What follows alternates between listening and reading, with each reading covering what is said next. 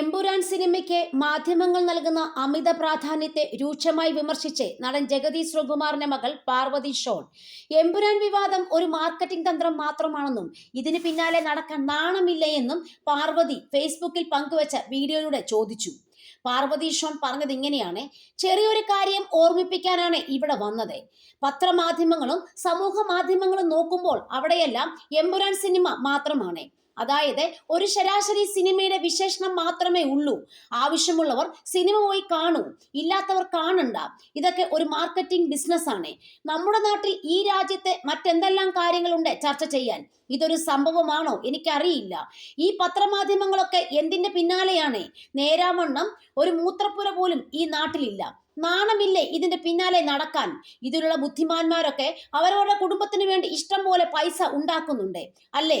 അത് അവർക്ക് കൊള്ളാം, നമുക്കെന്ത് നേട്ടം? ഇതിന് പിന്നാലെയൊക്കെ നടന്നിട്ട് പത്രമാധ്യമങ്ങൾ ആവശ്യമില്ലാത്ത പ്രാധാന്യം ഇതിന് കൊടുക്കുന്നത് കാണുമ്പോൾ കഷ്ടം തോന്നുന്നു. എന്തെല്ലാം കാര്യങ്ങളുണ്ട് ഈ നാട്ടിൽ.